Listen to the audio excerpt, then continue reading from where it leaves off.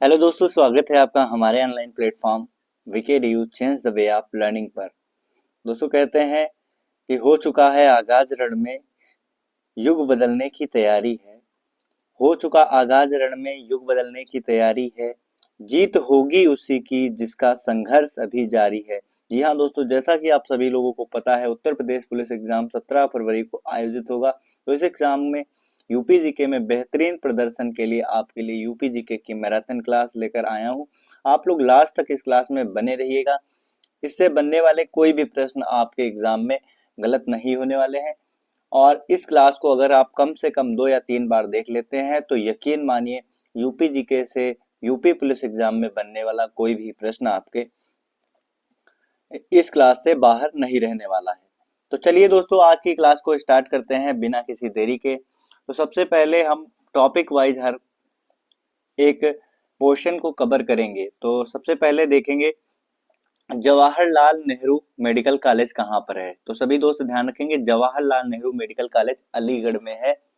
राघव दास medical college कहाँ पर है। तो राघव दास मेडिकल कॉलेज गोरखपुर में है। सरोजनी नायडू मेडिकल कॉलेज कहाँ पर है। तो सरोजनी नायडू मेडिकल कॉलेज आगरा में है।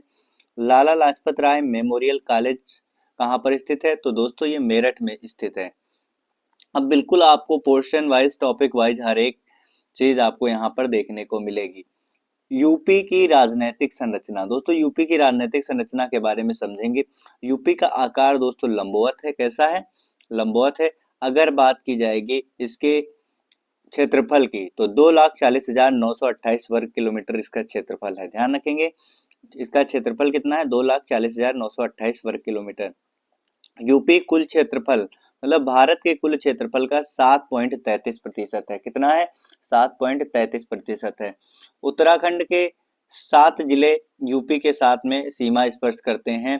पीलीभीत, बरेली, रामपुर, मुरादाबाद, बिजनौर, मुजफ्फरनगर और सहारनपुर। इन्हें आप मैप के माध्यम से समझ सकते हैं। मैप में अपने उस पे कम्युनिटी पर एक बार पोस्ट कर देंगे, जिसके माध्यम से आप सभी स्टेट जितने हैं और भारत के जितने स्टेट हैं उत्तर प्रदेश के जिन जिलों के साथ में सीमा बनाते हैं, ये सब आप उसे अच्छे से समझ सकते हैं। और एक मिनी शॉर्ट वीडियोस के माध्यम से हम इनको आपको बताने का प्रयास करेंगे। अगर बात की जाएगी यूपी की, तो यूपी जो है चौथा सबसे बड़ा राज्य है। चौथा सबसे बड़ा राज्य है। पहले स्थान पर है राजस्थान, दूसरे स्थान पर है मध्य प्रदेश और चौथे स्थान पर है महाराष्ट्र। तीसरे स्थान पर महाराष्ट्र है और चौथे स्थान पर यूपी है। तो इसको आप RMMU से याद कर सकते हैं, जिससे आपको ये क्रम पता रहेगा। R for Rajasthan, M for Madhya Pradesh, M for Maharashtra और U फॉर उत्तर प्रदेश। उत्तर प्रदेश का स्थान चौथा है, इसे आप लोग ध्यान रखेंगे। अगर बात की जाएगी दोस्तों, उत्तर प्रदेश जो है 8 राज्यों के साथ सीमा बनाता है। कितने राज्यों के साथ सीमा बनाता है? 8 राज्यों के साथ सीमा बनाता है। सीमावर्ती प्रदेश में एक देश भी शामिल है, नेपाल। ध्यान रखेंगे। तो 8 राज्य और एक केंद्र शासित प्रदेश के साथ में सीमा बनाता है। अगर बात की जाएगी हिमाचल प्रदेश, तो हिमाचल प्रदेश के साथ में सर्वाधिक सीमा, हिमाचल प्रदेश के साथ में कितने जिले सीमा बनाते हैं इसको देखेंगे। उससे पहले जान लेते हैं सर्वाधिक सीमा किस जिले के साथ, किस प्रदेश के साथ में है। तो सर्वाधिक सीमा मध्य प्रदेश के साथ में और न्यूनतम सीमा अगर बात की जाएगी तो न्यूनतम सीमा उत्तर प्रदेश की हिमाचल प्रदेश के साथ में है। हिमाचल प्रदेश के साथ में केवल एक जिला सीमा टच करता है, जिसका नाम है सहारनपुर। ध्यान रखेंगे, हिमाचल प्रदेश के साथ में यूपी का एक जिला ही सीमा स्पर्श करता है, जिसका नाम है सहारनपुर। हरियाणा के साथ में 6 जिले सीमा टच करते हैं, मथुरा, अलीगढ़, गौतम बुद्ध नगर, बागपत, शामली, सहारनपुर। हरियाणा के साथ 6 जिले सीमा साझा करते हैं, मथुरा, अलीगढ़, गौतम बुद्ध नगर, बागपत, शामली और सहारनपुर। राजस्थान के साथ में 2 जिले सीमा साझा करते हैं, मथुरा और आगरा। राजस्थान के साथ में कितने जिले सीमा साझा करते हैं? 2 जिले। मध्य प्रदेश के साथ में 11 जिले सीमा साझा करते हैं, सोनभद्र, मिर्जापुर, प्रयागराज, चित्रकूट, बांदा, महोबा, झांसी, ललितपुर, जालौन, इटावा और आगरा। तो मध्य प्रदेश के साथ में 11 जिले सीमा साझा करते हैं, सोनभद्र, मिर्जापुर, प्रयागराज, चित्रकूट, बांदा, महोबा, झांसी, ललितपुर, जालौन, इटावा और आगरा। अगला छत्तीसगढ़ के साथ में केवल एक जिला सीमा साझा करता है, सोनभद्र। छत्तीसगढ़ के साथ में एक जिला सीमा साझा करता है, सोनभद्र। इससे पहले मैं आपको बता चुका हूं कि हिमाचल प्रदेश से सहारनपुर सीमा साझा करता है। हिमाचल प्रदेश से सहारनपुर जिला सीमा साझा करता है। छत्तीसगढ़ से एक जिला सीमा साझा करता है जिसका नाम सोनभद्र है। बिहार से 7 जिले सीमा साझा करते हैं, महाराजगंज, कुशीनगर, देवरिया, बलिया, गाजीपुर, चंदौली और सोनभद्र। बिहार के साथ में 7 जिले सीमा साझा करते हैं, महाराजगंज, कुशीनगर, देवरिया, बलिया, गाजीपुर, चंदौली और सोनभद्र। झारखंड के साथ में एक जिला सीमा साझा करता है जिसका नाम है सोनभद्र। दिल्ली यूटी केंद्र शासित प्रदेश है जिसके साथ में 2 जिले सीमा साझा करते हैं, गाजियाबाद और गौतम बुद्ध नगर। इसे आप लोग ध्यान रखेंगे।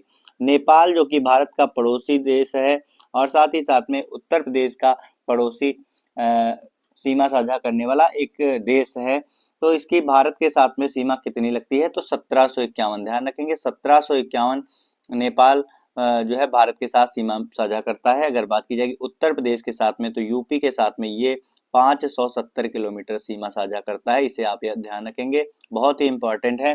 भारत के साथ में 1751 और उत्तर प्रदेश के साथ में 570 किलोमीटर है। नेपाल जो है भारत के साथ में 7 जिलों के साथ में सीमा साझा करता है, पीलीभीत, लखीमपुर खीरी, बहराइच, श्रावस्ती, बलरामपुर, सिद्धार्थनगर और महाराजगंज। इनको एक बार फिर से रिपीट कर दे रहे हैं, पीलीभीत, लखीमपुर, बहराइच, श्रावस्ती, बलरामपुर, सिद्धार्थनगर और महाराजगंज। ये 7 जिले हैं जो कि नेपाल के साथ में सीमा साझा करते हैं। दोस्तों यहाँ पर देखेंगे उत्तर प्रदेश के जो विस्तार है इसमें किस तरीके से है, तो यूपी का सबसे पूर्वी जिला कौन सा है, तो दोस्तों यूपी का सबसे पूर्वी जिला है बलिया। यूपी का सबसे पश्चिमी जिला कौन सा है, तो सबसे पश्चिमी जिला है शामली। सबसे उत्तरी जिला कौन सा है, तो यूपी का सबसे उत्तरी जिला है सहारनपुर। और सबसे दक्षिणी जिला कौन सा है, सोनभद्र। कौन सा है, सोनभद्र। तो यूपी का सबसे पूर्वी जिला है बलिया, सबसे पश्चिमी जिला है शामली, सबसे उत्तरी जिला है सहारनपुर और सबसे दक्षिणी जिला है सोनभद्र। इसे आगे मैप के माध्यम से हम समझेंगे। अधिक आबादी क्षेत्रफल वाले 5 जिले कौन से हैं, तो ध्यान रखेंगे अधिक आबादी वाले 5 जिले। इसका क्रम भी पूछा जा सकता है, वैसे 3 जिले तक तो आपको याद ही होना चाहिए। तो अधिक क्षेत्रफल वाले 5 जिले खीरी हो गया, सोनभद्र हो गया, हरदोई हो गया, सीतापुर, प्रयागराज। पुनः रिपीट करेंगे, खीरी, सोनभद्र, हरदोई, सीतापुर और प्रयागराज। सबसे ज्यादा क्षेत्रफल किस जिले का है, तो लखीमपुर खीरी का है, इसे ध्यान रखेंगे। न्यूनतम क्षेत्रफल वाले 5 जिले कौन कौन से, हापुड़, गाजियाबाद, भदोही, शामली, गौतम बुद्ध नगर। न्यूनतम क्षेत्रफल वाले 5 जिले हापुड़, गाजियाबाद, भदोही, शामली और गौतम बुद्ध नगर। सबसे कम क्षेत्रफल वाला जिला है हापुड़ और सबसे अधिक क्षेत्रफल वाला जिला है खीरी। सर्वाधिक राज्य को स्पर्श करने वाला जिला कौन सा है, सोनभद्र सबसे ज्यादा जिलों को स्पर्श करता है। सबसे ज्यादा राज्यों को स्पर्श करने वाला जिला है सोनभद्र। ये कितने राज्यों को स्पर्श करता है आप लोग बताएंगे एक बार कमेंट सेक्शन में। तो ये सबसे पहले छत्तीसगढ़ को स्पर्श करता है, झारखंड को स्पर्श करता है और बिहार को स्पर्श करता है और साथ ही साथ में मध्य प्रदेश को स्पर्श करता है। मध्य प्रदेश, छत्तीसगढ़, झारखंड और बिहार, सोनभद्र 4 राज्यों को स्पर्श करने वाला जिला है। 3 राज्यों को स्पर्श करने वाला जिला कौन सा है, तो 3 राज्यों को स्पर्श करने वाला जिला है सहारनपुर। सहारनपुर हरियाणा, हिमाचल प्रदेश और उत्तराखंड 3 राज्यों को स्पर्श करता है। आगरा जो है 2 राज्यों को स्पर्श करने वाला जिला है, मध्य प्रदेश और राजस्थान को स्पर्श करता है, जबकि मथुरा भी 2 राज्यों को स्पर्श करता है, राजस्थान और हरियाणा। गौतम बुद्ध नगर 2 राज्यों को स्पर्श करता है, हरियाणा और दिल्ली। इसे ध्यान रखेंगे, गौतम बुद्ध नगर 2 राज्यों को स्पर्श करता है, हरियाणा और दिल्ली। उत्तर प्रदेश के बारे में, यूपी की राजधानी लखनऊ है। लखनऊ जो है अपनी सीमा 5 जिलों के साथ में साझा करता है, बाराबंकी, रायबरेली, हरदोई, उन्नाव और सीतापुर। पुनः ध्यान से देखेंगे क्योंकि यूपी जो है यूपी की राजधानी लखनऊ है, तो लखनऊ किन किन जिलों के साथ में सीमा साझा करता है ये अपने आप में ही बहुत इंपॉर्टेंट है। तो बाराबंकी, रायबरेली, हरदोई, उन्नाव और सीतापुर। अगला है ललितपुर, 3 ओर से मध्य प्रदेश से घिरा हुआ है। ललितपुर 3 ओर से किससे घिरा हुआ है, तो ललितपुर 3 ओर से मध्य प्रदेश से घिरा हुआ है। यूपी का एकमात्र जिला झांसी से सीमा लगती है। यूपी का कौन सा जिला सर्वाधिक जिले के साथ में सीमा साझा करता है, तो हरदोई। तो सर्वाधिक जिलों के साथ में सीमा साझा करने वाला जिला कौन सा है, हरदोई। ये 9 जिलों के साथ में सीमा साझा करता है, इसे ध्यान रखेंगे। अब दोस्तों हम लोग अगला टॉपिक देखेंगे यूपी की भौगोलिक स्थिति। तो यूपी की भौगोलिक स्थिति में यूपी जो है गोंडवाना लैंड का भाग है, प्रायद्वीपीय भारत के, जो कि प्रायद्वीपीय पठार भारत के पठार का भाग है, ये दक्कन के पठार के अंतर्गत आता है। तो यहाँ पर मैप में हम लोग देख सकते हैं यूपी का स्थल, तो ये यहाँ पर यूपी पड़ता है और ये गोंडवाना लैंड का भाग है, ध्यान से देख सकते हैं आप सभी लोग। अगर बात की जाएगी अगला दोस्तों, तो यहाँ पर थोड़ा सा समझने का प्रयास करेंगे।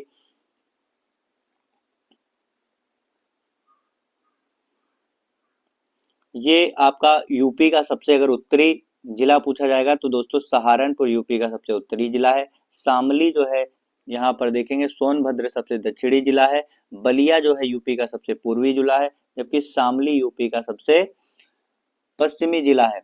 यूपी की अगर आप बात करेंगे इसकी पूर्व से पश्चिम लंबाई कितनी है तो 650 किलोमीटर, जबकि दोस्तों अगर आपसे पूछा जाता है इसकी उत्तर से दक्षिण लंबाई कितनी है तो इसकी उत्तर से दक्षिण 240 किलोमीटर लंबाई है। अगर बात करेंगे यूपी की पूर्व से पश्चिम लंबाई कितनी है तो 650 किलोमीटर है। पूर्व से पश्चिम लंबाई कितनी है 650 किलोमीटर, और यूपी की उत्तर से दक्षिण लंबाई कितनी है 240 किलोमीटर।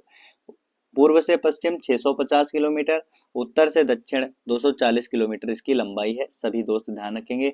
यूपी का अक्षांशीय विस्तार बहुत ज्यादा पूछा जाने वाला प्रश्न है। यूपी का अक्षांशीय विस्तार 23 डिग्री 52 मिनट से लेके 31 डिग्री 25 मिनट उत्तरी अक्षांश तक इसका विस्तार है।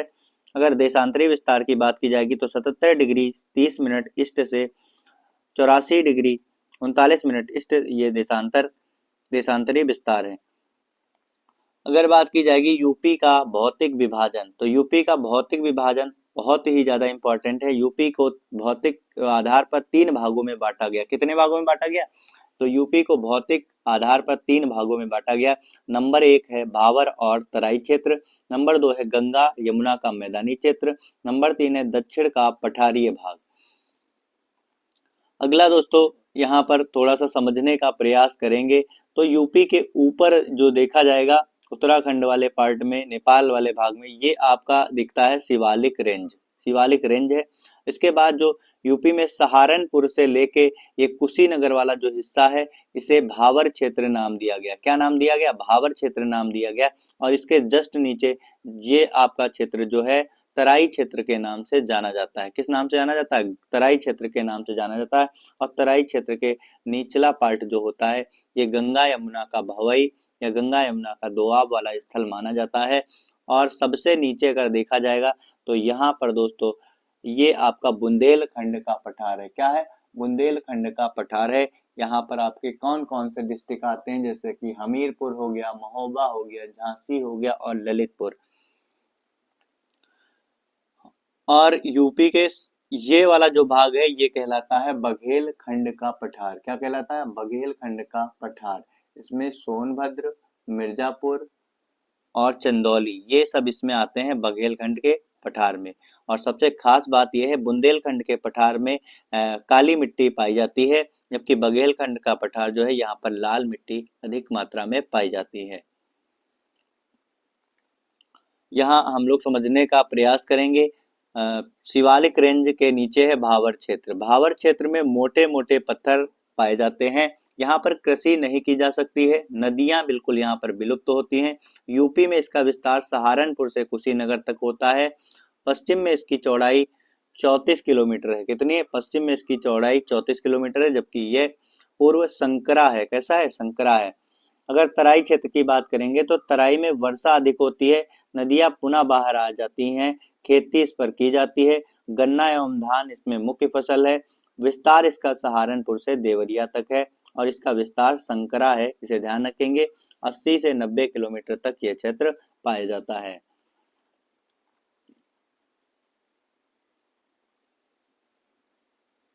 गंगा यमुना का मैदान देखेंगे तो ये दोस्तों जो पट्टी बनी हुई है ये गंगा यमुना का मैदान है। इसका निर्माण गंगा और यमुना तथा इसकी सहायक नदियों द्वारा लाए गए अवसाद से होता है और इस अवसाद को काप कहते हैं। क्या कहते हैं काप कहते हैं दोस्तों।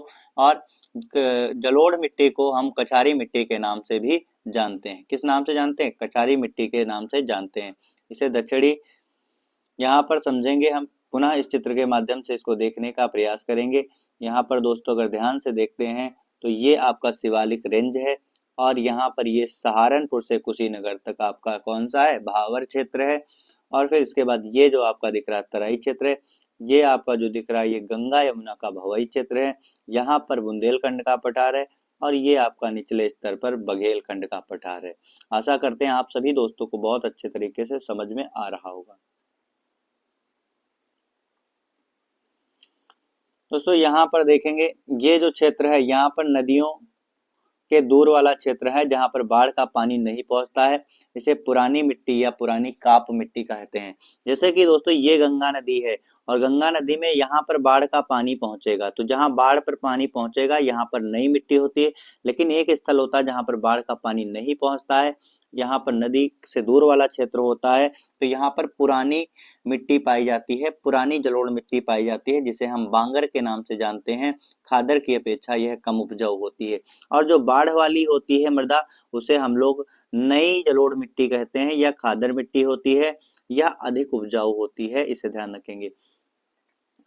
खादर का नदियों द्वारा आवरण होता है। किसके द्वारा? नदियों द्वारा आवरण होता है और इस आवरण को हम बीहड़ के नाम से भी जानते हैं।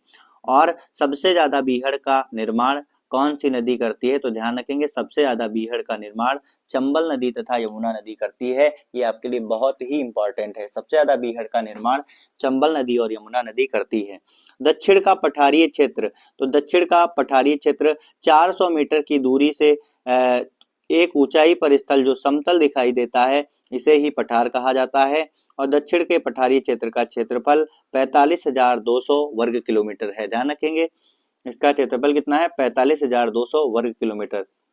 और ये जो पठार है ये दक्कन के पठार का भाग है, इसे भी आप लोग जानेंगे। पठार के नाम यहाँ पर समझेंगे। उत्तर प्रदेश में पठार कौन कौन से है? बुंदेलखंड का पठार और दूसरा है बघेलखंड का पठार। दोनों का विस्तार उत्तर प्रदेश से लेकर मध्य प्रदेश तक है।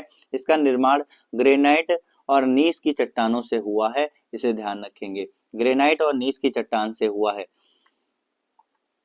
सबसे पहले हम लोग देखने वाले हैं बुंदेलखंड का पठार। कौन सा? बुंदेलखंड का पठार दोस्तों। तो बुंदेलखंड का पठार यहाँ पर काली मिट्टी कुछ मात्रा में पाई जाती है। इसका विस्तार जो है यूपी में 7 जिलों में होता है। ललितपुर, झांसी, जालौन, महोबा, बांदा, चित्रकूट और हमीरपुर। एक बार पुनः ध्यान से सुनेंगे। बुंदेलखंड के पठार का विस्तार यूपी के 7 जिलों में है। ललितपुर, झांसी, जालौन, महोबा, बांदा, चित्रकूट और हमीरपुर। बघेलखंड के पठार यहाँ पर लाल मिट्टी अधिक मात्रा में पाई जाती है और लाल मिट्टी में यहाँ पर दलहन और तिलहन की फसलों का जो है उत्पादन किया जाता है। लगभग 3 जिलों में इसका विस्तार है। सोनभद्र, मिर्जापुर और चंदौली में इसका कुछ भाग जो है पाया जाता है। ध्यान रखेंगे बुंदेलखंड के पठार का विस्तार 7 जिलों में है, जबकि बघेलखंड के पठार का विस्तार जो है 3 जिलों में है, सोनभद्र, मिर्जापुर, चंदौली। तो ये आपको पता ही होना चाहिए। तो यहाँ पर सोनभद्र में सोनकर और कैमूर पहाड़ियां पाई जाती हैं, जो कि बिंद पर्वत की पूर्ण विस्तार करती हैं। प्रयागराज के दक्षिणी भाग के पठार का हिस्सा है। तो प्रयागराज के दक्षिणी भाग बुंदेलखंड के पठार का हिस्सा है, इसे आप लोग ध्यान रखेंगे।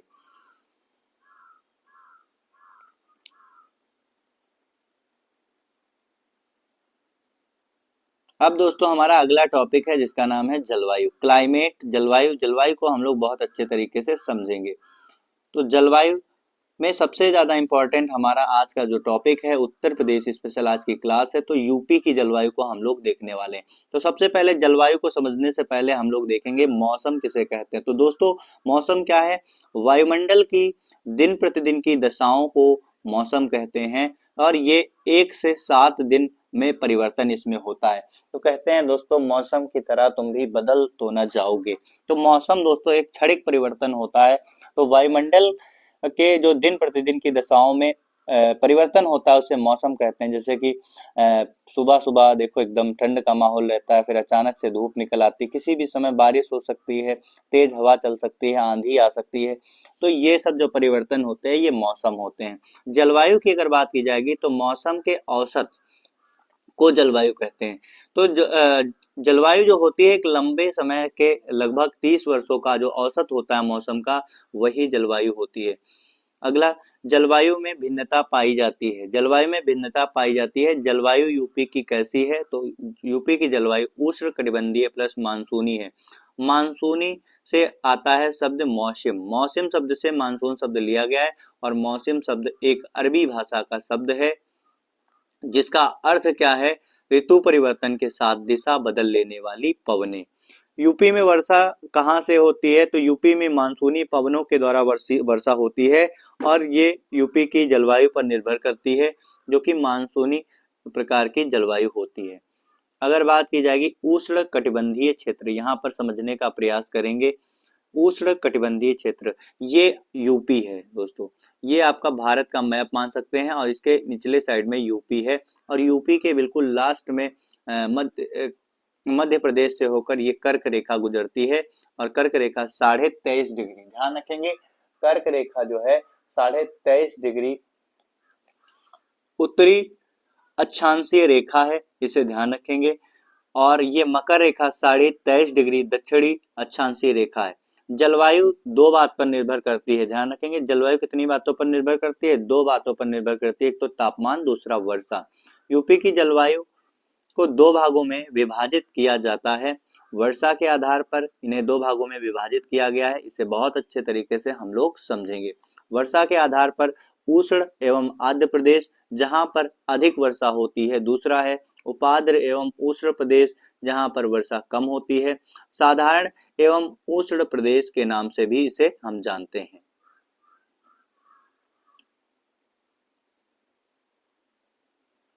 अगला दोस्तों है, हम लोग पहले समझेंगे आर्द्र एवं उष्ण प्रदेश के बारे में। 100 से 180 सेंटीमीटर की यहाँ पर वर्षा होती है, अधिक वर्षा वाला क्षेत्र है। यहाँ पर जो आर्द्र एवं उष्ण प्रदेश है इसको दो भागों में डिवाइड किया गया है, एक तो तराई क्षेत्र, दूसरा पूर्वी उत्तर प्रदेश। तो तराई क्षेत्र में अधिक वर्षा होती है, 120 से 150 सेंटीमीटर तक की वर्षा यहाँ पर देखने को मिलती है। अगर बात की जाएगी यहाँ पर तराई क्षेत्र के बारे में, तो तराई क्षेत्र में बिजनौर, मुरादाबाद, रामपुर, बरेली, पीलीभीत, गोंडा, बस्ती, लखीमपुर और बहराइच जिले आते हैं।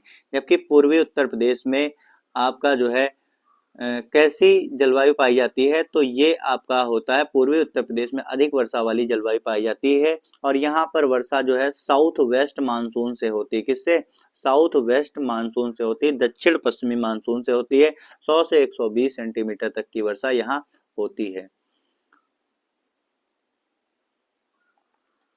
अगला दोस्तों है उपाद्र एवं उष्ण प्रदेश। तो उपाद्र एवं उष्ण प्रदेश में इसे साधारण आर्द्र एवं उष्ण प्रदेश भी कहते हैं। यहाँ पर 80 से 100 सेंटीमीटर तक की वार्षिक वर्षा होती है।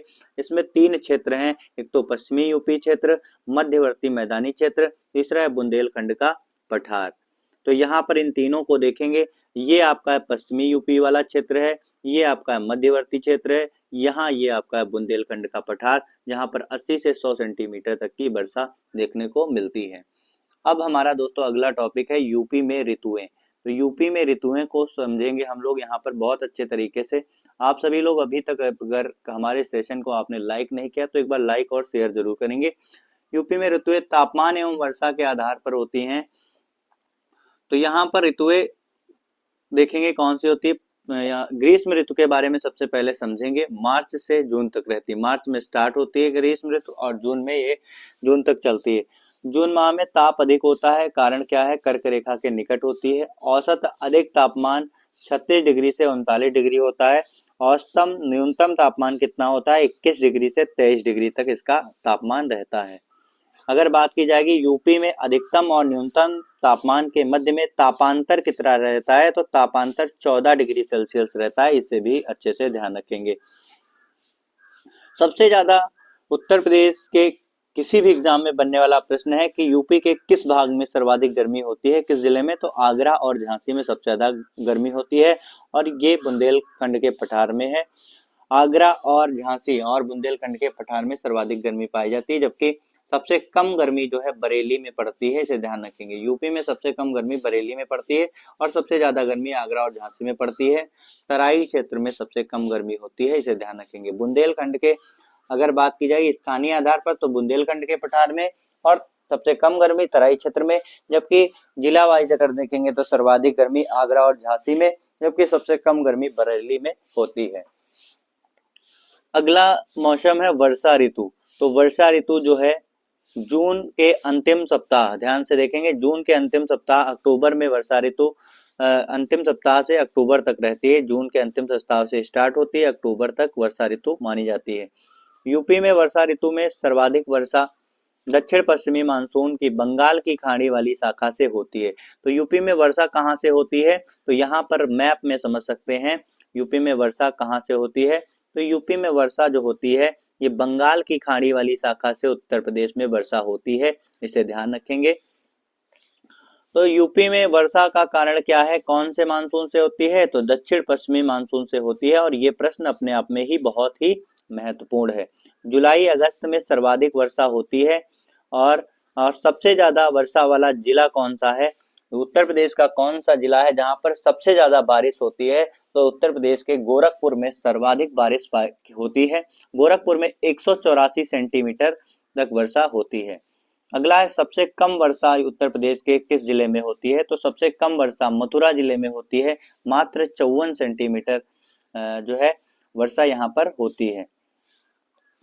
अगला है दक्षिण पश्चिम मानसून की अरब सागर की शाखा से कुछ मात्रा में बारिश बुंदेलखंड के क्षेत्र में कराती है।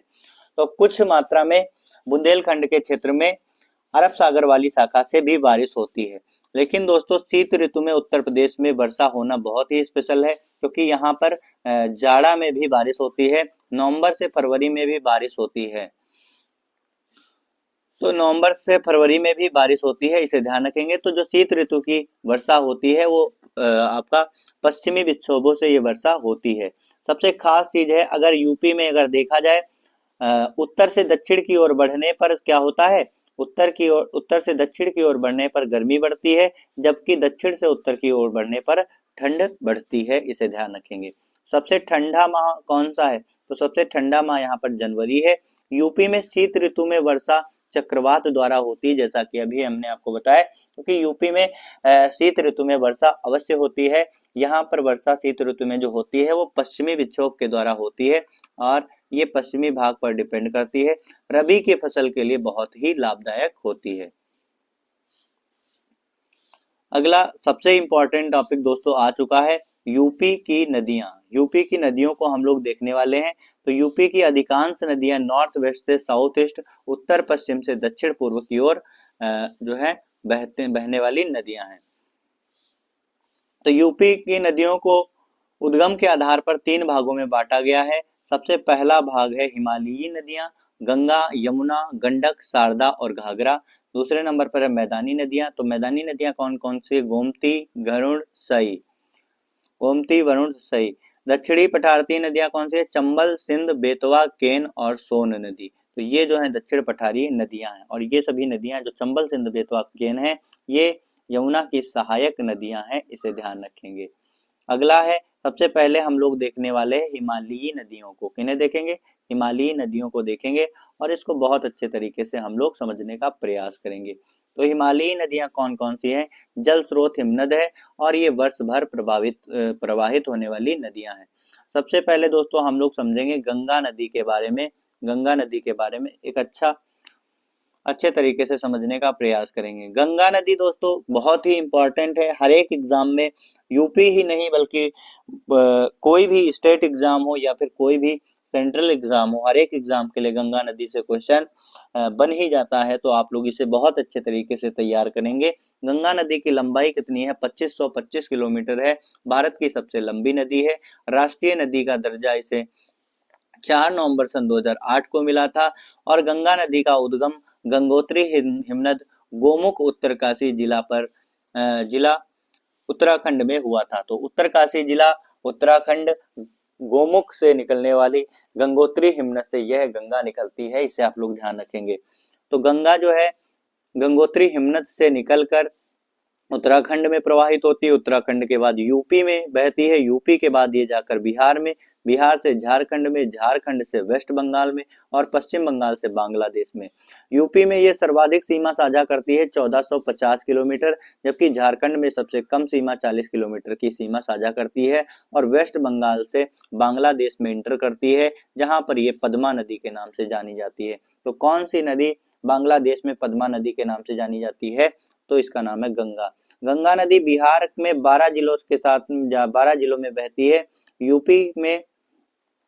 यूपी के गाजीपुर से बक्सर में प्रवेश करती है और सबसे पहले लेकिन बलिया से भोजपुर में प्रवेश करती है। तो अगर आपसे पूछा जाए कि गंगा नदी उत्तर प्रदेश के किस जिले से होकर बिहार में प्रवेश करती है, तो बलिया दोस्तों इसका ज्यादा सही उत्तर रहने वाला है, इसे आप लोग ध्यान रखेंगे।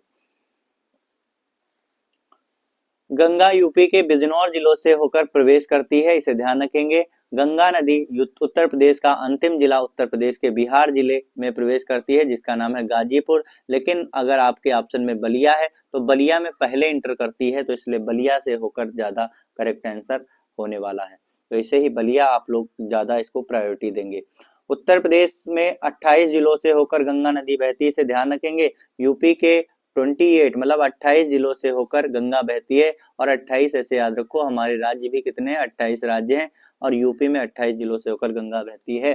गंगा नदी में सबसे अधिक प्रदूषण कहाँ किसके बीच में है, तो गंगा में सबसे अधिक प्रदूषण कन्नौज से वाराणसी के बीच में है। और गंगा नदी का स्पेसिफिक डिस्ट्रिक्ट कौन है, तो स्पेसिफिक डिस्ट्रिक्ट है कानपुर, क्योंकि कानपुर एक ऐसा शहर है जिसके किनारे होकर सबसे ज्यादा ऐसा कौन सा शहर है जिसके किनारे होकर गंगा बहती है, तो कानपुर ही है, इसे आप लोग ध्यान रखेंगे।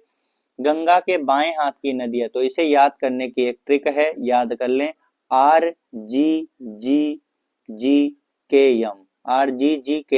RGGKM बाएं हाथ की तरफ बहने वाली नदियों का क्रम है।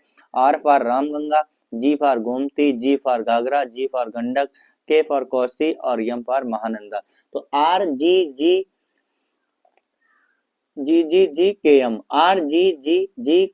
याद रखेंगे। रामगंगा, गोमती, घाघरा, गंडक, कोसी और महानंदा, इनको आप लोग रट ही लें। रामगंगा, गोमती, घाघरा, गंडक, कोसी, महानंदा, इनका क्रम भी कहीं ना कहीं पूछा जा सकता है।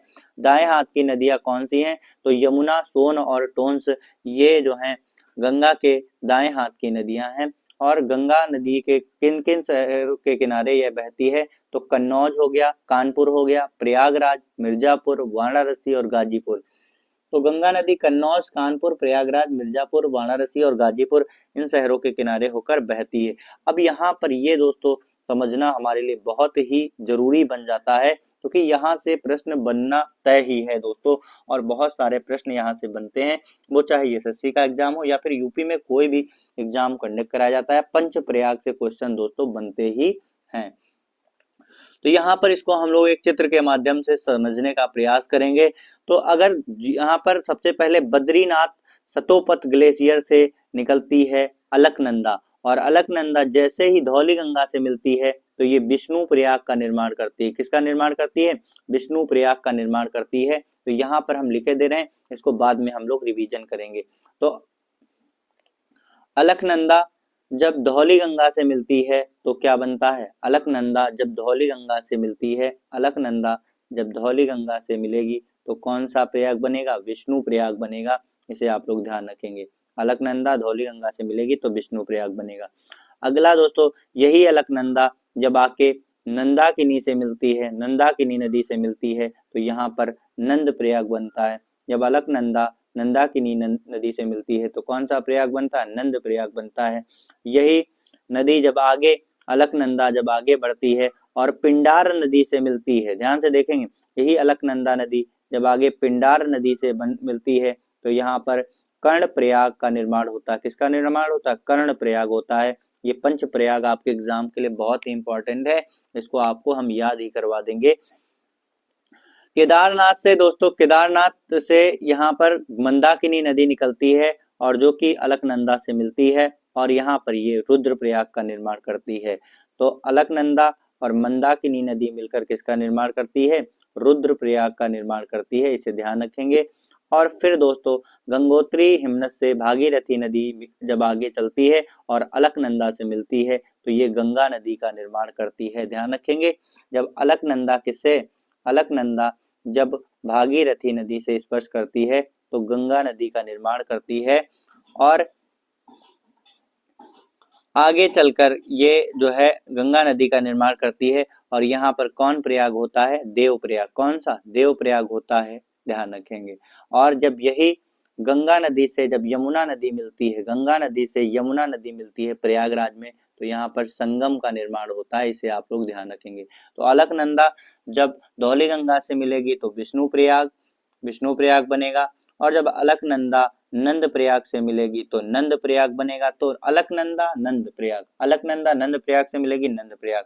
अलकनंदा जब पिंडार से मिलेगी तो नंद प्रयाग कर्ण प्रयाग बनेगा। और जब अलकनंदा मंदाकिनी से मिलेगी, जब अलकनंदा मंदाकिनी से मिलेगी तो ये रुद्रप्रयाग बनता है। और जब अलकनंदा भागीरथी नदी से मिलती है तो यहाँ पर देवप्रयाग का निर्माण होता है। इसे आप सभी दोस्त ध्यान रखेंगे। इसे आप लोग एक बार अच्छे से लिख के याद करेंगे तो अवश्य ही आपको याद हो जाएगा।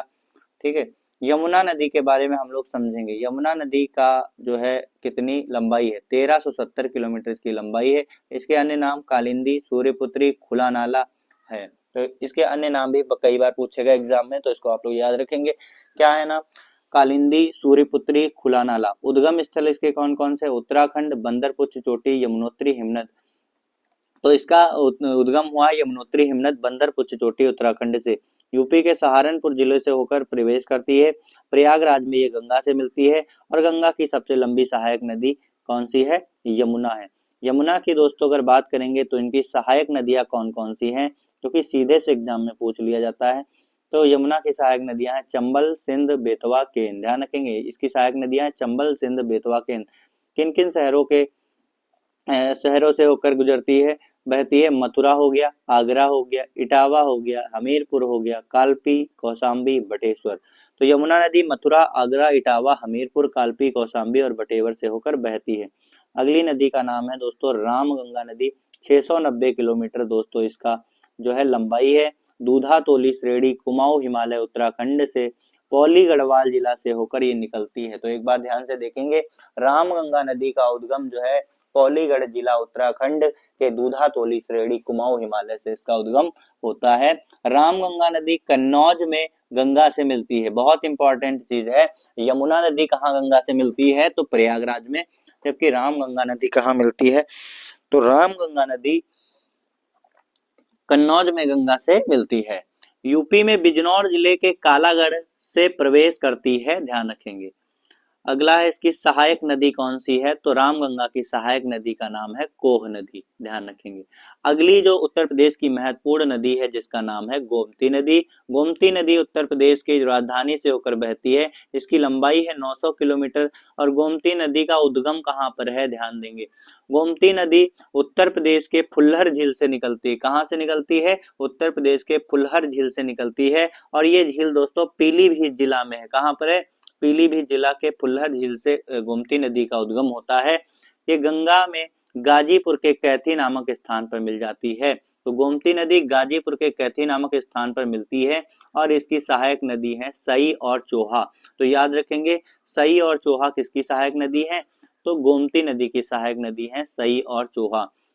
गोमती नदी किन शहर के किनारों से होकर बहती है, तो सबसे ज्यादा इसमें इंपॉर्टेंट है लखनऊ, क्योंकि लखनऊ से ही सबसे ज्यादा प्रश्न पूछा जाता है कि लखनऊ शहर किस नदी के किनारे स्थित है, तो गोमती नदी के किनारे स्थित है। इसे आप लोग ध्यान रखेंगे। इसके अन्य जो इंपॉर्टेंट शहर हैं जैसे कि जौनपुर हो गया, सुल्तानपुर हो गया, पीलीभीत हो गया, सीतापुर हो गया और लखीमपुर खीरी। तो लखनऊ, जौनपुर, सुल्तानपुर, पीलीभीत, सीतापुर और खीरी, इन जिलों से होकर गोमती नदी बहती है। अगली नदी का नाम है दोस्तों घाघरा नदी। घाघरा नदी जिसे अयोध्या में सरयू नदी के नाम से ही जाना जाता है। इसकी लंबाई 1080 किलोमीटर है। तिब्बत से मापचा चुंगो हिमनद से ये निकलती है। तो जो घाघरा नदी है इसका उद्गम कहाँ से हुआ है, मापचा चुंगो हिमनद तिब्बत से। नेपाल के करनाली नदी, नेपाल में इसे करनाली नदी के नाम से जानते हैं, ये हम लोग ध्यान रखेंगे। तो घाघरा नदी सबसे पहले ये चीन से इसका उद्गम होता है मापचा चुंगो हिमनद से। उसके बाद ये नेपाल आती है, नेपाल से भारत में आती है और भारत में आकर ये गंगा में मिल जाती है। तो इसकी सहायक नदियां कौन सी हैं, तो घाघरा की सहायक नदी है शारदा और राप्ती।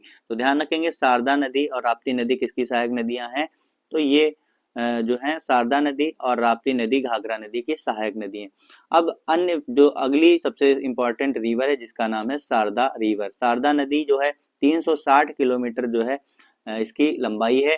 इसके अन्य नाम क्या है? तो शारदा नदी को काली नदी के नाम से जानते हैं, गौरी गंगा के नाम से जानते हैं, ध्यान रखेंगे। तो शारदा नदी को काली नदी, गौरी गंगा के नाम से जानते हैं। इसका उद्गम मिलाप हिमनद से हुआ है। शारदा नदी का उद्गम मिलाप हिमनद से हुआ है, जो कि नेपाल में स्थित है। और मिलाप हिमनद से ये जो है उत्तर प्रदेश में पीलीभीत से होकर उत्तर प्रदेश में प्रवेश करती है, इसे ध्यान रखेंगे। तो शारदा नदी उत्तर प्रदेश में पीलीभीत जिला से होकर इंटर करती है। सीतापुर के बासरा में ये घाघरा से मिल जाती है। तो सबसे पहली बात, सबसे ज्यादा पूछा जाने वाला प्रश्न है कि घाघरा नदी का उद्गम कहाँ से होता है? तो नेपाल से होता है और ये पीलीभीत में यूपी से इंटर करती है और सीतापुर के बासरा में घाघरा से मिल जाती है। राप्ती नदी, अगली दोस्तों इंपॉर्टेंट रिवर जो है उत्तर प्रदेश की, जिसका नाम है राप्ती नदी। राप्ती नदी घाघरा की सहायक नदी है। मुख्य धारा इसकी बूढ़ी गंडक है। 640 किलोमीटर ये प्रवाहित होती है। इसका उद्गम स्थल क्या है? तो राप्ती नदी का उद्गम स्थल है रुकुमकोट, नेपाल। ध्यान रखेंगे, राप्ती नदी का उद्गम स्थल है रुकुमकोट, नेपाल। यूपी के देवरिया जिले के बरहज में घाघरा में मिल जाती है। इसकी सहायक नदियां हैं रोहड़ी, अरुण या अरुणा। ठीक है, तो इसकी सहायक नदी कौन सी है? रोहड़ी, अरुण या अरुणा, ये राप्ती नदी की सहायक नदियां हैं। ये किन किन शहरों से होकर गुजरती है? गोरखपुर और देवरिया। दोस्तों गोरखपुर सबसे ज्यादा वर्षा वाला स्थल है, इसे आप लोग याद रखेंगे। हर एक पॉइंट आपके लिए बहुत ही महत्वपूर्ण है। घाघरा, तो घाघरा के बारे में समझेंगे। अगली महत्वपूर्ण नदी जिसका नाम है घाघरा। दोस्तों तो घाघरा के बारे में हम लोग पढ़ चुके हैं, इसे आप लोग जानते ही हैं। अगली जो नदी का नाम है, इसका नाम है गंडक। दोस्तों गंडक के बारे में समझेंगे। गंडक का अन्य नाम है नारायणी और शालिग्रामी। तो आपसे पूछा जा सकता है नारायणी या शालिग्रामी नदी नाम से कौन सी नदी है? तो गंडक नदी। इसका उद्गम तिब्बत से हुआ है। तिब्बत से यह नेपाल में आती है और नेपाल से यह भारत में इंटर करती है। और जो ये गंडक नदी है, त्रिशूल और काली गंडक के मिलने से नेपाल में गंडक नदी का निर्माण होता है और ये यूपी के महाराजगंज और कुशीनगर में प्रवाहित होती है। गंडक नदी यूपी और बिहार के साथ में सीमा बनाती है। सबसे इंपॉर्टेंट चीज है, ये आपसे पूछा जा सकता है कि वह कौन सी नदी है जो यूपी और बिहार की सीमा का निर्धारण करती है? तो वह नदी है गंडक नदी। पटना में यह गंगा से मिल जाती है, ध्यान रखेंगे। तो बिहार के पटना में जो गंडक नदी है वो किससे मिल जाती है? गंगा नदी से। अगली यूपी की महत्वपूर्ण नदी है जिसका नाम है चंबल नदी। ध्यान रखेंगे, चंबल नदी 960 किलोमीटर उत्तर प्रदेश से होकर बहती है। यमुना की सहायक नदी है चंबल नदी। जनपावा या जनापाऊ मऊ मध्य प्रदेश से होकर मऊ मध्य प्रदेश से निकलती है। चंबल नदी का उद्गम क्या है? जनपावा या जनापाऊ मऊ मध्य प्रदेश से होकर निकलती है। ये मध्य प्रदेश से राजस्थान में आती है, राजस्थान से उत्तर प्रदेश में इंटर करके यमुना नदी में ये मिल जाती है, क्योंकि ये यमुना की सहायक नदी है। इटावा के पास ये यमुना से मिलती है। चंबल नदी की सहायक नदियां कौन कौन सी है? बनास नदी, पार्वती नदी, काली सिंध नदी, छिप्रा नदी। तो छिप्रा नदी बहुत इंपॉर्टेंट है, पूछा जाता है छिप्रा नदी किसकी सहायक नदी है? तो चंबल नदी की सहायक नदी है, इसे हम लोग ध्यान रखेंगे। अगला है दोस्तों, शहर कौन कौन से, किन शहरों के किनारे से होकर ये बहती है? तो शहर मध्य प्रदेश के खलाम, उज्जैन और भिंड शहर, राजस्थान के कोटा और धौलपुर से होकर बहती है, इसे ध्यान रखेंगे। बीहड़ का निर्माण करने वाली नदी है, इसे ध्यान रखेंगे। बीहड़ का निर्माण करती है, पटना में जाके ये गंगा से मिल जाती है। अगली बहुत ही महत्वपूर्ण नदी है जिसका नाम है सिंध नदी। सिंध नदी यमुना की सहायक नदी है।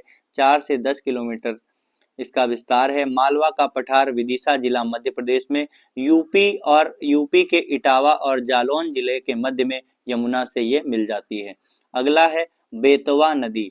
बेतवा नदी ये यमुना की सहायक नदी है। 540 किलोमीटर इसकी लंबाई है। यमुना की सहायक नदी है। इसका उद्गम विंध्य पर्वत मध्य प्रदेश के रायसेन जिले से होता है, इसे ध्यान रखेंगे। तो बेतवा नदी का उद्गम विंध्य पर्वत मध्य प्रदेश के रायसेन जिले से होता है। इसकी सहायक नदी है घसान।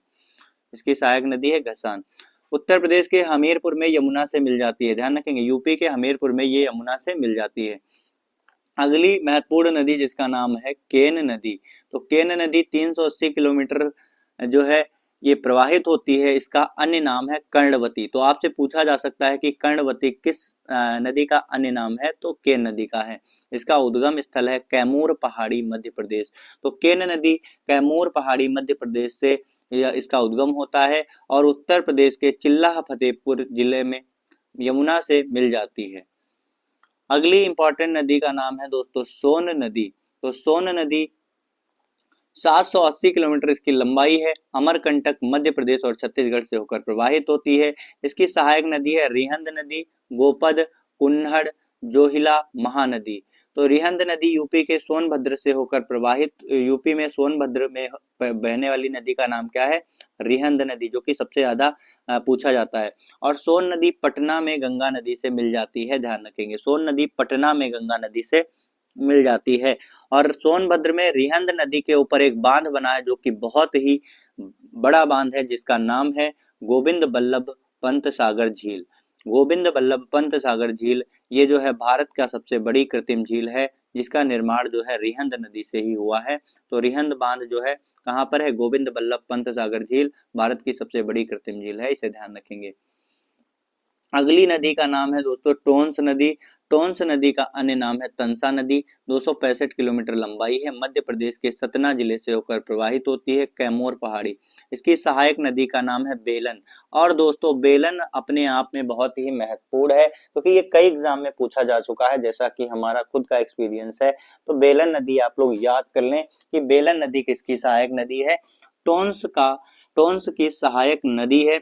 प्रयागराज में गंगा से ये मिल जाती है। तो टोंस नदी प्रयागराज में गंगा से मिल जाती है और टोंस नदी यमुना की सहायक नदी है, इसे आप लोग ध्यान रखेंगे। अगली नदी का नाम है हिंडन नदी। तो हिंडन नदी यमुना की सहायक नदी है। ये शिवालिक श्रेणी उत्तराखंड से इसका उद्गम होता है। यहाँ से ये उत्तर प्रदेश के सहारनपुर में प्रवाहित होती है और इसी नदी के किनारे शाकंभरी देवी का मेला लगता है। शाकंभरी देवी का मेला जो कि बहुत ही यूपी का बहुत ही मान्यता प्राप्त स्थल है, जहाँ जिसकी बहुत ही मान्यता है। इसका आयोजन नवरात्रि में किया जाता है, शाकंभरी देवी मेला सहारनपुर में। ये उत्तर प्रदेश के मुजफ्फरनगर, शामली, मेरठ और बागपत, गाजियाबाद, गौतम बुद्ध नगर और ग्रेटर नोएडा से होकर बहती है और साथ ही साथ उत्तर प्रदेश हरियाणा की सीमा में ये यमुना नदी में मिल जाती है, ध्यान रखेंगे। अगला दोस्तों जो इम्पोर्टेंट टॉपिक है जिसका नाम है यूपी की मिट्टियाँ। यूपी की मिट्टियाँ दोस्तों ये जो है बहुत ही इम्पोर्टेंट टॉपिक है, इसको हम लोग बहुत अच्छे तरीके से समझेंगे। यूपी में मिट्टियों का निर्माण जो है, निर्माण कैसे होता है, चट्टानों के अपक्षय से मिट्टी का निर्माण होता है, ध्यान रखेंगे, चट्टानों के अपक्षय से मिट्टी का निर्माण होता है।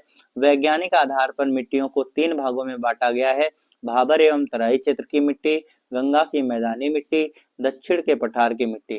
तो यूपी में मिट्टियों का वैज्ञानिक आधार पर 3 भागों में बांटा गया है, भाबर एवं तराई क्षेत्र की मिट्टी, गंगा के मैदानों की मिट्टी, दक्षिण के पठार की मृदा।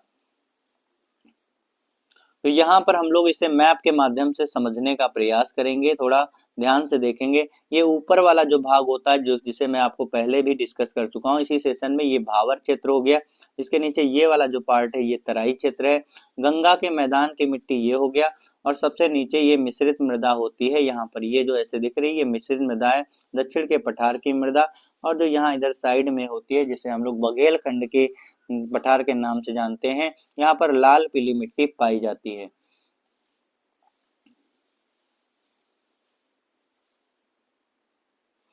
तो सबसे पहले हम लोग देखेंगे फर्स्ट टाइप भावर एवं तराई क्षेत्र को। भावर दक्षिण वाला क्षेत्र है, यहाँ पर समतल मिट्टी पाई जाती है, नमी युक्त प्लस दलदली मिट्टी होती है जिस पर कृषि की जाती है। गन्ना और धान की खेती के लिए सबसे उपयुक्त मिट्टी होती है।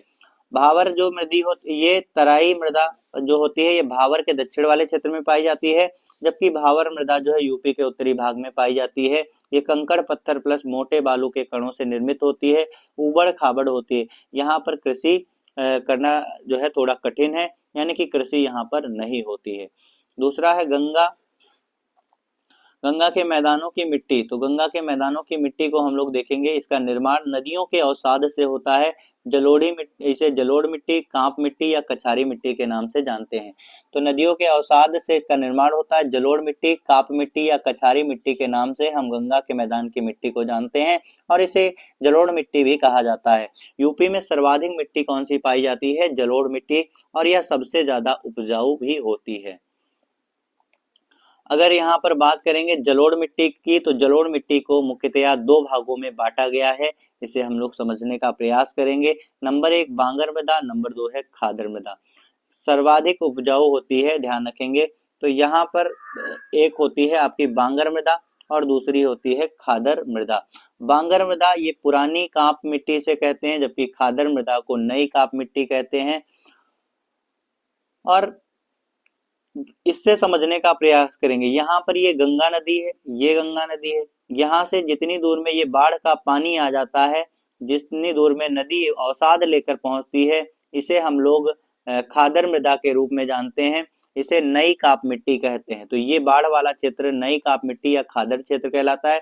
और जहाँ पर उच्च भूमि वाला क्षेत्र होता है, जहाँ बाढ़ का पानी नहीं पहुंचता है, वहां पर निम्न भूमि वाला क्षेत्र होता है। ये उच्च भूमि वाला क्षेत्र है, जहां बाढ़ का पानी पहुंचता है, उसे निम्न भूमि वाला क्षेत्र कहते हैं। तो उच्च भूमि वाला क्षेत्र जो है ये पुरानी काप मिट्टी या फिर जो है ये बांगर मिट्टी के नाम से जानी जाती है। चलिए इसको हम लोग समझने का प्रयास करते हैं। बांगर मिट्टी को पुरानी काप मिट्टी कहते हैं, जहां पर बिना बाढ़ वाला क्षेत्र होता है, बाढ़ का पानी जहां पर नहीं पहुंच पाता है, तो उसे क्या कहेंगे? उसे कहेंगे बांगर मिट्टी। उसे क्या कहेंगे? बांगर मिट्टी, ध्यान रखेंगे। तो पुरानी काप मिट्टी बिना बाढ़ वाले क्षेत्र में, उच्च भूमि क्षेत्र इसे कहते हैं। इसका अन्य नाम है दोमट मिट्टी। क्या है नाम है? दोमट मिट्टी है, बलुई मिट्टी, मटियार मिट्टी के नाम से जानते हैं। पूर्वी यूपी में इसे उपहार मिट्टी भी कहा जाता है। यह कम उपजाऊ है, ध्यान रखेंगे। खादर मिट्टी की अगर बात करी जाएगी, इसे नई काप कहते हैं और यह निम्न भूमि क्षेत्र वाला होता है। बलुआ सिल्ट और बलुआ नूतन, इसे नूतन काप भी कहते हैं, ध्यान रखेंगे। और इस मिट्टी में नाइट्रोजन, फास्फोरस और चूना की कमी होती है, इसे ध्यान रखेंगे। और अगर बात की जाएगी, इस मिट्टी में जो है नाइट्रोजन, फास्फोरस और ह्यूमस की कमी होती है, इसे ध्यान रखेंगे। चूना, भूड़ क्या होता है इसे समझेंगे। भूड़ क्या होता है? तो भूड़ क्या होता है? तो भूड़ जो है खादर क्षेत्र में नदियों के द्वारा जब अवसाद जमा कर लिया जाता है, तो यहाँ पर 10 से 20 फुट के टीले बन जाते हैं, जिन्हें भूड़ कहा जाता है। तीसरी टाइप की मिट्टी है जिसका नाम है दक्षिण के पठार की मृदा। ये अलग अलग प्रकार की मिट्टी पाई जाती है। नंबर 1 लाल एवं पीली मिट्टी। तो दक्षिण के पठार की मृदा में लाल एवं पीली मिट्टी पाई जाती है। इसे बघेलखंड के पठार में पाई जाती है। बघेलखंड का पठार में कौन कौन से डिस्ट्रिक्ट आते हैं, जिसे हम आपके साथ में पहले ही डिस्कस कर चुके हैं। तो बघेलखंड के पठार में लाल पीली जहाँ पर मिट्टी पाई जाती है, मिर्जापुर, सोनभद्र और चंदौली। लाल रंग में जब जल मिल जाता है, लाल मिट्टी में जब जल मिल जाता है, तो ये पीले रंग का निर्माण कर लेती है। लाल मिट्टी का लाल रंग आयरन ऑक्साइड के कारण होता है। और लाल मिट्टी में किस की कमी पाई जाती है? नाइट्रोजन, फास्फोरस, ह्यूमस और चूना की कमी होती है, इसे ध्यान रखेंगे। अगली मृदा का नाम है भोंटा मृदा। तो भोंटा मृदा का निर्माण विंध्य पर्वत के अपक्षय से हुआ है। इस पर मोटा अनाज उगाया जाता है। दक्षिण यूपी के पठार एरिया में भोंटा मृदा पाई जाती है, इसे सभी दोस्त ध्यान रखेंगे।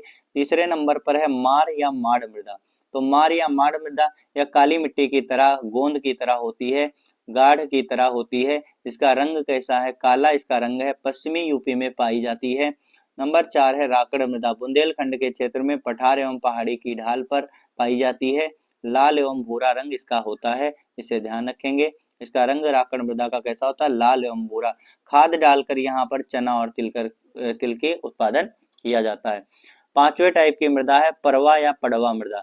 यह हमीरपुर और जालौन जिले में पाई जाती है, ध्यान रखेंगे। परवा और पड़वा मृदा जो है ये हमीरपुर और एवं जालौन जिले में पाई जाती है। इसका रंग हल्का लाल होता है।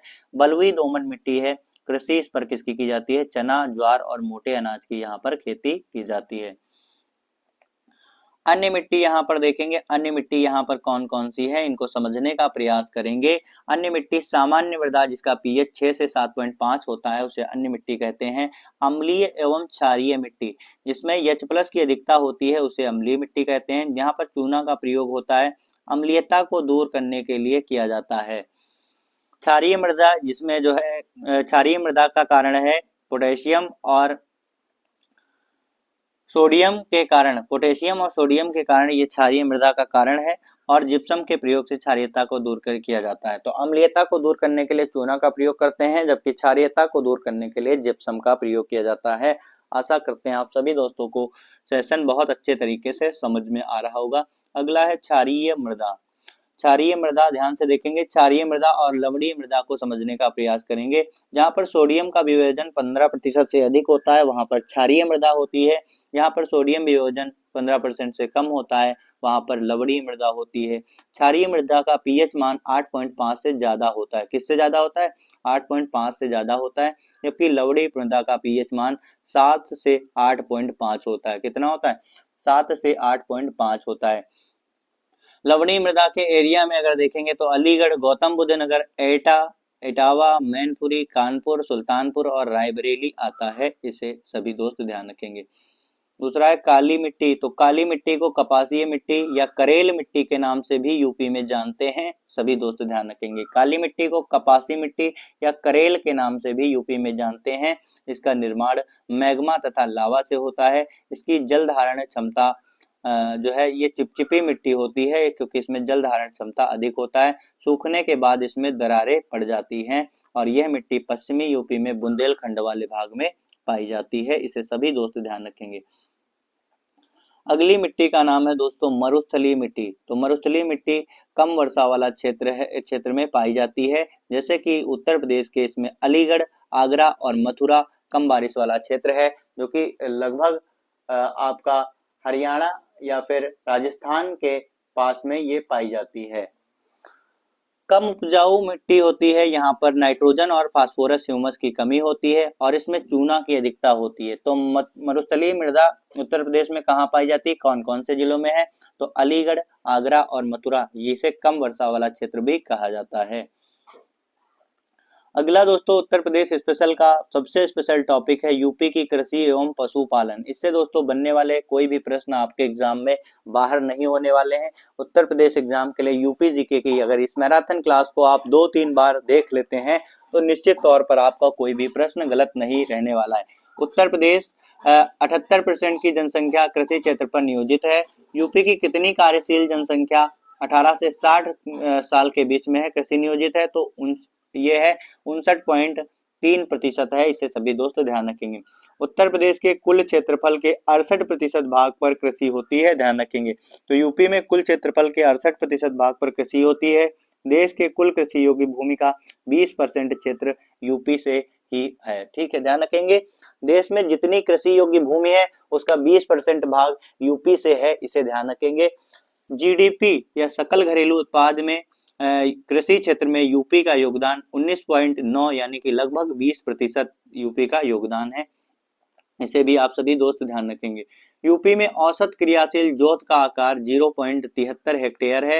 राष्ट्रीय स्तर पर इसका मान 1.08 हेक्टेयर है। इसे सभी दोस्त ध्यान रखेंगे। 1 हेक्टेयर से कम आकार वाले जोत का प्रतिशत जो होता है 80.18 है। 80.18 मतलब कि उत्तर प्रदेश में जो कृषक हैं ये 1 हेक्टेयर से कम आकार वाले जोतों वाले कृषक ज्यादा हैं, जिन्हें हम लोग सीमांत कृषक के नाम से जानते हैं। जिनके पास 1 हेक्टेयर से कम आकार के जोत या भूमि है उन्हें सीमांत कृषक कहा जाता है। 1 हेक्टेयर से अधिक आकार वाले जोतों का प्रतिशत मात्र 19.32% है। इसे ध्यान रखेंगे। कितना है? 19.32%, जबकि 1 हेक्टेयर से कम वाले 80.18% है। कृषि जलवायु प्रदेश। दोस्तों अगला टॉपिक है कृषि जलवायु प्रदेश। इसे बहुत अच्छे तरीके से समझेंगे। यहाँ से बहुत सारे प्रश्न सीधे या फिर डायरेक्टली किसी भी तरीके से आपसे पूछा जा सकता है, तो इसे बहुत अच्छे तरीके से मैप के माध्यम से हम समझेंगे। यूपी की कृषि को जलवायु के आधार पर 9 कृषि जलवायु क्षेत्रों में या 9 कृषि जलवायु प्रदेशों में विभाजित किया गया है। इन 9 को हम लोग बहुत अच्छे से समझने का प्रयास करेंगे दोस्तों। तो सबसे पहला है तराई क्षेत्र। तराई क्षेत्र नंबर 1, 2, 3, 4 ऐसे दिया हुआ है। तो तराई क्षेत्र ये हमारा हो गया, ये इतना, ये तराई क्षेत्र का भाग है। इसमें सहारनपुर, बिजनौर, मुरादाबाद, रामपुर, बरेली और मेरठ इसके अंतर्गत आता है। दूसरे नंबर पर है दोस्तों पश्चिमी मैदान, इसमें मेरठ मंडल आता है, ये आपका हो गया पश्चिमी मैदान। तीसरा हो गया मध्य पश्चिमी मैदान, तो मध्य पश्चिमी मैदान ये आपका हो गया मध्य पश्चिमी मैदान, जो कि बरेली और मुरादाबाद वाला क्षेत्र है। चौथा है दक्षिण पश्चिमी समशुष्क मैदान, तो ये हो गया दक्षिणी पश्चिमी समशुष्क मैदान, आगरा वाला क्षेत्र हो गया। पांचवा है मध्य मैदान क्षेत्र, तो मध्य मैदान क्षेत्र पांचवा ये हो गया, यहाँ पर कानपुर और लखनऊ मंडल आता है, कानपुर और लखनऊ मंडल आता है, इसे ध्यान रखेंगे। छठा है दोस्तों बुंदेलखंड, तो बुंदेलखंड दोस्तों ये है, जैसे कि आपको पहले ही बता चुके हैं, तो जहां पर झांसी, चित्रकूट, ये आपके आते हैं, झांसी, चित्रकूट, ललितपुर, महोबा, हमीरपुर, तो ये सब आते हैं बुंदेलखंड वाले क्षेत्र में। उत्तर प्रदेश उत्तर पूर्वी मैदान का जो है ये आपका 7 नंबर पर ये हो गया उत्तर पूर्वी मैदान, इसमें आपका गोरखपुर मंडल आता है। जबकि पूर्वी मैदान जो है यहाँ पर आपके कौन से आते हैं, वाराणसी, अयोध्या, आजमगढ़ और प्रयागराज, तो ये पूर्वी आपका 8 नंबर पर हो गया।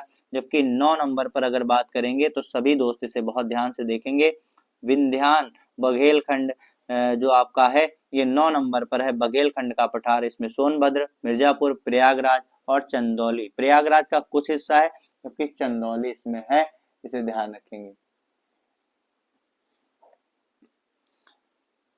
आगे बढ़ते हैं दोस्तों, यूपी में फसलों के प्रकार। दोस्तों फसलों के बारे में जानना बहुत ही ज्यादा इंपॉर्टेंट है। तो यूपी में फसलों का निर्धारण जो है ऋतुओं के आधार पर होता है। 3 तरीके की फसलें हैं, रबी की फसल शीत ऋतु में होती है, खरीफ की फसल मानसूनी फसल वर्षा ऋतु में होती है, जबकि जायद की फसल ग्रीष्म ऋतु में यानी कि गर्मी में होती है। इसे आप सभी दोस्त ध्यान रखेंगे, इसे हम लोग बहुत अच्छे तरीके से समझेंगे। अगर आप इसे बहुत अच्छे तरीके से देख लेते हैं तो इससे बनने वाला कोई भी प्रश्न बाहर नहीं जाएगा।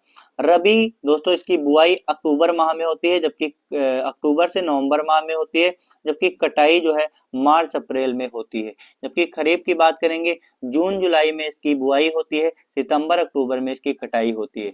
जायद की बात करेंगे मार्च अप्रैल में बुआई होती है, जब दोस्तों गर्मी जाड़ा खत्म होता है तब, और अप्रैल और जून में इसकी कटाई होती है, इसे ध्यान रखेंगे। तापमान की बात करेंगे, रबी के तापमान के कितने की जरूरत है, 18 से 20 डिग्री सेल्सियस तापमान रहता है। खरीफ में सबसे अधिक तापमान रहता है, जबकि अधिक तापमान की जरूरत है खरीफ फसल के लिए, और जायद की फसल के लिए भी अधिक तापमान की जरूरत है। अगला दोस्तों वर्षा की बात करेंगे तो वर्षा कम से कम 50 से 100 सेंटीमीटर की वर्षा की जरूरत है, और इसमें वर्षा की अधिक और वर्षा की इसमें कम मात्रा पाई जाती है। फसल दोस्तों रबी में गेहूं, जौ, चना, सरसों, मटर, मसूर और आलू, ये आपसे पूछा जाता है कि कौन सी फसल किस ऋतु में आती है, आपके एग्जाम के लिए बहुत ही महत्वपूर्ण है। अगला धान हो गया, मक्का हो गया, ज्वार, बाजरा, मूंग, कपास, जूट, गन्ना, मूंगफली, अरहर, सोयाबीन, तंबाकू, तो ये किस में होते हैं बताएंगे, कमेंट सेक्शन में छाप देंगे। धान, मक्का, ज्वार, बाजरा, मूंग, कपास, जूट, गन्ना, मूंगफली, अरहर और सोयाबीन और तंबाकू। तो ये सारी खरीफ की फसलें हैं। किसकी फसलें हैं, खरीफ की फसलें हैं, इसे ध्यान रखेंगे।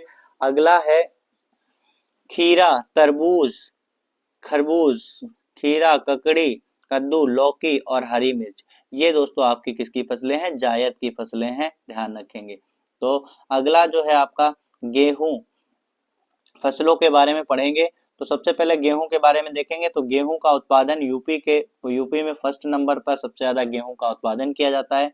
24% क्षेत्र पर गेहूं की खेती होती है, अधिकतम क्षेत्रफल पर। दक्षिण का पठार उत्तर प्रदेश के भावर क्षेत्र में गेहूं का उत्पादन नहीं होता है। सर्वाधिक उत्पादन का एरिया जो है गंगा यमुना का दोआब है, जबकि गेहूं की सबसे ज्यादा खेती गोरखपुर में की जाती है। यहीं पर अगला है सरसों। तो दोस्तों सरसों यूपी में सर्वाधिक उगाई जाने वाली तिलहन की फसल है। यूपी में सबसे ज्यादा सरसों उगाई जाती है, सबसे ज्यादा उगाई जाने वाली तिलहन की फसल है। इसका उत्पादन के स्थान पर दूसरे स्थान पर है और पहले स्थान पर राजस्थान है, इसे ध्यान रखेंगे। स्वतंत्र एवं मिश्रित खेती भी इसकी की जाती है। उत्तर प्रदेश में गेहूं, मटर और चना इसके साथ में भी उगाया जाता है। यूपी के मध्य पश्चिमी क्षेत्र में इसकी खेती की जाती है, जैसे कि इटावा हो गया, मिर्जापुर हो गया, सीतापुर हो गया, अलीगढ़ हो गया और एटा हो गया।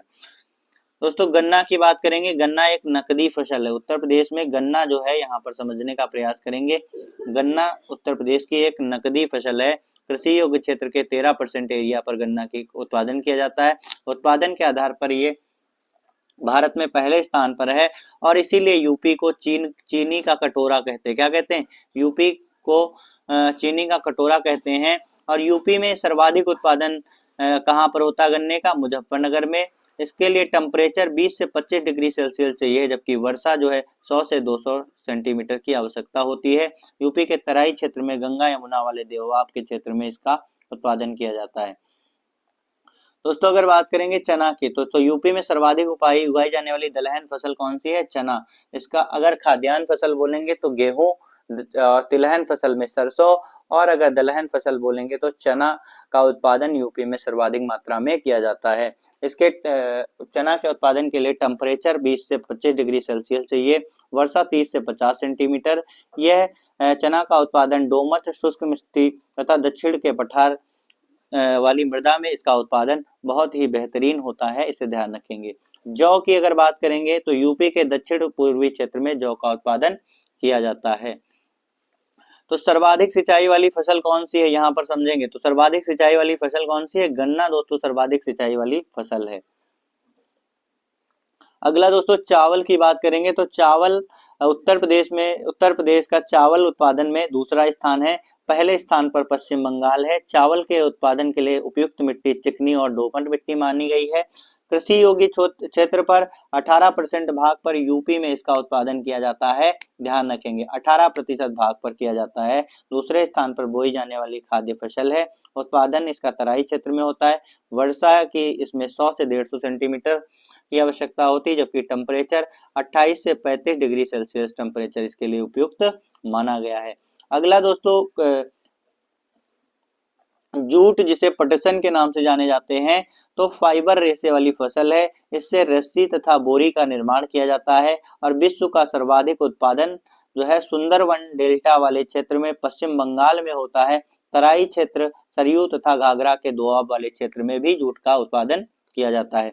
अफीम दोस्तों, अफीम ये खरीफ की फसल है। बाराबंकी में सबसे ज्यादा अफीम की खेती की जाती है। सभी दोस्त ध्यान रखेंगे, बाराबंकी में सबसे ज्यादा अफीम की खेती की जाती है। बाजरा खरीफ की फसल है। ये कम वर्षा वाली फसल है। 50 सेंटीमीटर से कम वाले क्षेत्र में भी उग जाती है बाजरा। आगरा हो गया, अलीगढ़ हो गया, मथुरा, इटावा और बदायूं, यहाँ पर बाजरे की खेती की जाती है। एक बार ध्यान रखेंगे, आगरा, अलीगढ़, मथुरा और इटावा वाले क्षेत्र में इसकी खेती की जाती है। अगला दोस्तों है कपास। कपास यानी कि फाइबर, फाइबर जिसे कहते हैं, ये एक नकदी फसल है। काली मिट्टी में इसके लिए उपयुक्त मिट्टी मानी जाती है। गुजरात और महाराष्ट्र में इसकी खेती की जाती है कपास की। और कपास को व्हाइट गोल्ड के नाम से जानते हैं। कपास को किस नाम से जानते हैं? व्हाइट गोल्ड के नाम से जानते हैं। और व्हाइट गोल्ड रिवैल्यूएशन का संबंध कपास के उत्पादन से है, इसे सभी दोस्त ध्यान रखेंगे। गंगा यमुना के दोआब का क्षेत्र जो है बुंदेलखंड का क्षेत्र है, ये कपास के उत्पादन के लिए अच्छा स्थान माना जाता है। यहाँ पर सभी दोस्त देखेंगे जायद। तो जायद में कौन कौन सी फसलें होती हैं? तरबूज हो गया, खरबूज हो गया, खीरा हो गया, ककड़ी हो गया। इसका उत्पादन जो है संपूर्ण यूपी में किया जाता है, जबकि तरबूज, खरबूज और खीरा, ककड़ी, इसके लिए बलुई मिट्टी जो है सबसे ज्यादा उपयुक्त मानी जाती है। गंगा गोमती नदी की घाटी में ज्यादा उत्पादन इसका होता है, सभी दोस्त ध्यान रखेंगे। अगली फसल का नाम है दोस्तों अरहर। तो अरहर जो है ये बलुई दोमट मिट्टी इसके लिए सबसे ज्यादा उपयुक्त मानी जाती है। इसका क्षेत्र है वाराणसी, हमीरपुर, झांसी, ललितपुर और लखनऊ। अगला दोस्तों अगर बात करेंगे मक्का की, तो यहाँ पर ध्यान से देखेंगे मक्का। तो मक्का खरीफ की फसल है। इसके लिए कौन सा क्षेत्र उपयुक्त है? तो मेरठ हो गया, गाजियाबाद हो गया, बुलंदशहर हो गया, एटा हो गया, जौनपुर, बहराइच और फर्रुखाबाद इसके लिए उपयुक्त माना गया है। ये सब जिलों के नाम नहीं पूछा जाएगा, लेकिन आपको इतना जरूर पता होना चाहिए कि कौन कौन सी फसलें जिनका उत्तर प्रदेश में पहला या दूसरा स्थान है, तो उनका आपको पता होना बहुत ही ज्यादा जरूरी है। और इसके साथ में आपको ये भी पता होना चाहिए कि कौन सी फसल रबी में आती है, खरीफ में आती है या फिर जायद में आती है। इसको हम आपको पढ़ा चुके हैं, एक बार पुनः आप इसे रिवीजन जरूर करेंगे तो अवश्य ही आप अपने एग्जाम में बेहतरीन प्रदर्शन करेंगे। मूंगफली जो है एक खरीफ की फसल है, सभी दोस्त ध्यान रखेंगे। मूंगफली एक खरीफ की फसल है और ये गुजरात इसमें पहले स्थान पर है। मूंगफली का उत्पादन सबसे ज्यादा कहाँ पर होता है? गुजरात में। बलुई मिट्टी मूंगफली के उत्पादन के लिए सबसे ज्यादा उपयुक्त मानी जाती है। सीतापुर, हरदोई, एटा, बदायूं और मैनपुरी, यहाँ पर मूंगफली की खेती की जाती है, सभी दोस्त ध्यान रखेंगे। बागवानी फसलों को दोस्तों हम लोग देख लेते हैं। बागवानी फसलें जो होती हैं जैसे कि केला, तो केला का उत्पादन उत्तर प्रदेश में सबसे ज्यादा कहाँ पर होता है? तो केला का उत्पादन उत्तर प्रदेश में वाराणसी में, प्रयागराज में, गोरखपुर में होता है। आंवला का उत्पादन उत्तर प्रदेश में सबसे ज्यादा कहाँ पर होता है? प्रतापगढ़। दोस्तों सबसे ज्यादा इंपॉर्टेंट क्वेश्चन है कि उत्तर प्रदेश में आंवला उत्पादन का सबसे प्रमुख क्षेत्र कौन सा है? प्रयागराज है। बरेली तथा सुल्तानपुर में भी आंवला का उत्पादन किया जाता है। अमरूद के उत्पादन के लिए प्रयागराज है, बरेली और अयोध्या में भी इसका उत्पादन किया जाता है। संतरा का सबसे ज्यादा उत्पादन सहारनपुर में उत्तर प्रदेश में किया जाता है। लीची का उत्पादन दोस्तों सहारनपुर और मेरठ में किया जाता है और नींबू का उत्पादन सहारनपुर और मेरठ में किया जाता है। पपीता का उत्पादन सहारनपुर और उन्नाव में किया जाता है। आम के लिए दोस्तों मध्य यूपी का क्षेत्र जो है सबसे ज्यादा इंपॉर्टेंट माना जाता है और इसके साथ में पश्चिमी यूपी में भी आम का उत्पादन किया जाता है। बरेली, मेरठ हो गया, गाजियाबाद हो गया, बुलंदशहर हो गया, कानपुर हो गया, हरदोई हो गया, यहाँ पर भी आम का उत्पादन होता है, इसे सभी दोस्त ध्यान रखेंगे। आम की कुछ प्रमुख प्रजातियां हैं जो कि बहुत ज्यादा इंपॉर्टेंट है, जैसे कि दशहरी आम जो है दोस्तों, तो ये मलिहाबाद से फेमस है, जो कि लखनऊ में इसका फेमस स्थल है, सभी दोस्त ध्यान रखेंगे। दशहरी के आम के लिए सहारनपुर भी फेमस है। एक आम है जिसकी प्रजाति का नाम है रटौल। रटौल आम जो है बागपत और मेरठ में इसका अच्छा उत्पादन होता है, जबकि लंगड़ा आम जो है इसका उत्पादन वाराणसी में किया जाता है। यूपी में आम का नाम क्या है? नवाब ब्रांड के नाम से जाना जाता है। यूपी में आम जो है नवाब ब्रांड के नाम से जाना जाता है। जब आम की फसल बिल्कुल अंतिम चरण पर होती है तब इसको टपका, सीकर या सीकल के नाम से जानते हैं। जिस समय आम की फसल का अंतिम चरण होता है, यूपी के सर्वाधिक क्षेत्र पर दशहरी आम का उत्पादन किया जाता है, सभी दोस्त ध्यान रखेंगे। अगला है यूपी के कृषि से जुड़े हुए कुछ महत्वपूर्ण शोध संस्थान जिनसे सीधे से एग्जाम में प्रश्न पूछ लिए जाते हैं, तो इसे आप लोग बहुत अच्छे तरीके से याद करेंगे। केंद्रीय आलू अनुसंधान संस्थान, ये कहाँ पर है? मेरठ में है। उत्तर प्रदेश कृषि अनुसंधान परिषद कहाँ पर है? लखनऊ में है। भारतीय गन्ना अनुसंधान संस्थान कहाँ पर है? लखनऊ में है। उत्तर प्रदेश गन्ना शोध परिषद कहाँ पर है? ये शाहजहांपुर में है दोस्तों। उत्तर प्रदेश गन्ना शोध परिषद कहाँ पर है? यहाँ पर इसमें कंफ्यूज नहीं होना है, गन्ना अनुसंधान संस्थान पूछा जाएगा तो लखनऊ में है। अगर उत्तर प्रदेश गन्ना शोध परिषद पूछा जाता है तो ये कहाँ पर है? शाहजहांपुर में है। भारतीय दलहन अनुसंधान संस्थान कहाँ पर है? कानपुर में। तो इसको आप याद रखें दाल और चीनी से, ठीक है। तो दलहन अनुसंधान संस्थान, साथ ही साथ में चीनी अनुसंधान संस्थान कहाँ पर है? कानपुर में है, इसे सभी दोस्त ध्यान रखेंगे। अगला दोस्तों भारतीय सब्जी अनुसंधान संस्थान कहाँ पर है? वाराणसी में दोस्तों सब्जी अनुसंधान संस्थान है। राजकीय फल एवं डिब्बाबंदी संस्थान लखनऊ में है। पान अनुसंधान संस्थान, पान के लिए दोस्तों फेमस है महोबा। पान के लिए कौन सा स्थल फेमस है? महोबा, इसे ध्यान रखेंगे। अगला है खाद्य अनुसंधान एवं मानकीकरण प्रयोगशाला कहाँ पर है? गाजियाबाद में है, सभी दोस्त ध्यान रखेंगे। केंद्रीय आम अनुसंधान संस्थान कहाँ पर है? लखनऊ में है, इसे भी सभी दोस्त ध्यान रखेंगे। यूपी की प्रमुख नकदी फसल गन्ना, नकदी फसल कौन सी है? गन्ना है, ध्यान रखेंगे। और यूपी की प्रमुख खाद्य फसल कौन सी है? गेहूं। और यूपी का मलिहाबाद किसके लिए प्रसिद्ध है? अभी मैंने आपको बताया है, यूपी का मलिहाबाद जो है दशहरी आम के लिए फेमस